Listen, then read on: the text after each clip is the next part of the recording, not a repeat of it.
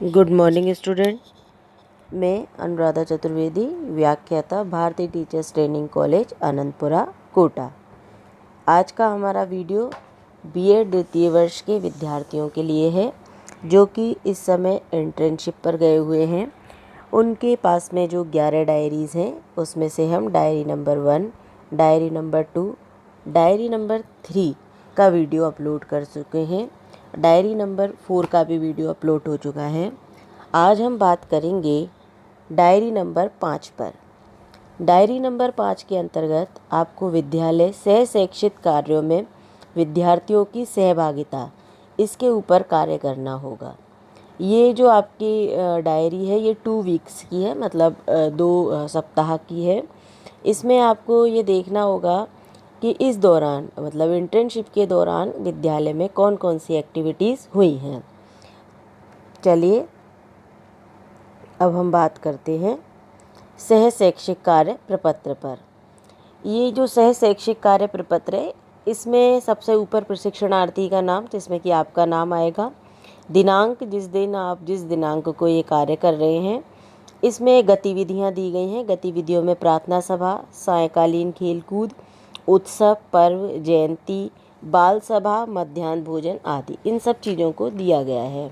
तो आपको इस तरीके के जो इसमें पेपर्स हैं वो 4 से 5 पेपर्स दिए गए हैं, यानी मतलब टोटल आपके 6 पेपर्स हैं इसमें। तो इसमें आपको प्रार्थना सभा का वर्णन करना है एक दिन आपको सायंकालीन खेल कूद का करना है, एक दिन आपको किसी उत्सव का करना है, फिर जयंती का करना है, फिर मध्याह्न भोजन का करना है। इस तरीके से आपको प्रतिदिन अलग अलग गतिविधि के ऊपर लिखना है। तो फॉर एग्ज़ाम्पल मैंने यहाँ पे प्रार्थना सभा का वर्णन लिखा है। तो इसमें जो गतिविधि है उस पर मैंने नाम डाला है प्रार्थना सभा।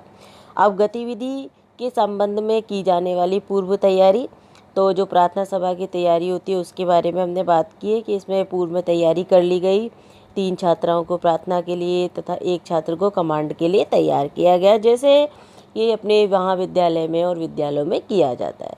फिर कार्यक्रम का स्वरूप, तो सभी जो विद्यार्थी हैं वो कद के हिसाब से पंक्तिबद्ध पर खड़े हो गए थे और सबने सुर ताल के साथ प्रार्थना का आयोजन किया।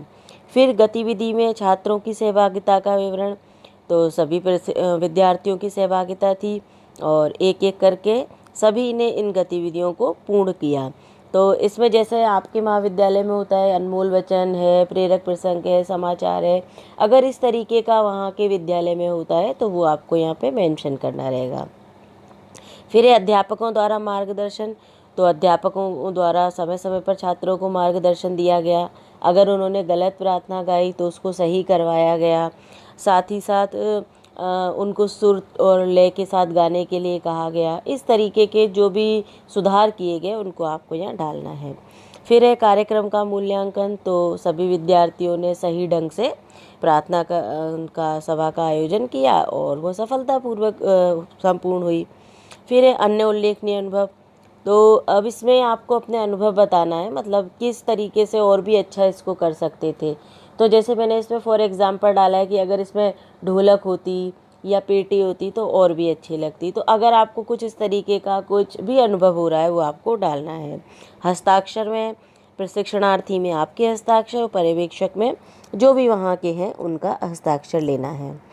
अगले दिन आप इसमें सायंकालीन खेलकूद का करिए, फिर उसके बाद उत्सव का करिए, फिर जयंती का करिए। इस तरीके से ये वाले प्रपत्र आपके पूर्ण होंगे। फिर इसमें हम आगे आ जाते हैं विद्यालय क्रियाएं, तो स्कूल एक्टिविटीज़। तो स्कूल एक्टिविटीज़ को इसमें हमने निम्न भागों में बांटा है। तो स्कूल एक्टिविटीज़ का सबसे पहले हमने एक भूमिका लिखी है कि सर्वांगीण विकास में केवल पाठ्यक्रम की ही जरूरी नहीं है, उसके साथ साथ बहुत सारी जो गतिविधियां होती हैं जो विद्यालय में कराई जाती हैं वह भी आवश्यक है। तो इसमें सबसे पहले हमने शारीरिक गतिविधियां ली हैं। तो आप देखिए इसमें जैसे मैंने लिखा है खेल कूद का, स्पर्धाओं का, कि भाई खेल कूद का आयोजन किया जाता है, विद्यार्थियों को प्रतियोगिताओं के लिए तैयार किया जाता है और उनको राष्ट्रीय स्तर पर, स्थानीय स्तर पर, अंतर्राष्ट्रीय स्तर पर खेलने के लिए भेजा जाता है। तो इस तरीके से आपको यहाँ पे जो भी वहाँ पे शारीरिक गतिविधियाँ कराई जाती हैं उनके बारे में लिखना है। जैसे प्रार्थना सभा के बाद में पीटी का आयोजन कराया जाता है तो उसका विवरण लिखना है आपको। योगा अभ्यास कराया जाता है तो उसका विवरण लिखना है। इस तरीके से ये शारीरिक गतिविधियाँ आपको लिखनी रहेंगी। इसी के साथ में सांस्कृतिक गतिविधियाँ, तो सांस्कृतिक गतिविधियों में हमने फॉर एग्ज़ाम्पल यहाँ पे लिखा है कि उत्सव एवं जयंतियों का आयोजन किया जाता है। तो अब आपको यहाँ पर क्या करना है कि आपके इंटर्नशिप के दौरान जो भी उत्सव और जयंतियाँ यहाँ पे मनाई गई हैं उनके बारे में आपको लिखना है। जैसे मैंने यहाँ एग्जाम्पल के तौर पे लिखा है कि अंबेडकर जयंती, लक्ष्मीबाई जयंती, विवेकानंद जयंती, विश्व जनसंख्या दिवस, पर्यावरण दिवस। तो उस दौरान आपकी इंटर्नशिप के दौरान जो भी कुछ एक्टिविटीज़, जो भी कुछ जयंतियाँ या उत्सव मनाए गए हैं उसके बारे में आपको लिखना है। साथ ही साथ कोई अगर त्यौहार मनाया गया जैसे स्वतंत्रता दिवस, गणतंत्र दिवस, ये तो है ही, इसके अलावा भी अगर कुछ मनाया गया है तो वो भी आपको लिखना रहेगा। फिर है बौद्धिक गतिविधियाँ। तो बौद्धिक गतिविधियों में इसमें प्रतियोगिताओं के बारे में आ जाएगा। जैसे विद्यालय में बहुत सारी प्रतियोगिताएं होती है, जैसे कविता लेखन है, सुलेख लेखन है, कविता पाठ है, गीत है, श्लोक है। तो इस तरीके की जो जो एक्टिविटीज़ होती हैं जिनसे कि बालक का बौद्धिक विकास भी हो सके, उन गतिविधियों के बारे में हमें लिखना रहेगा जो भी यहाँ कराई जाती हैं।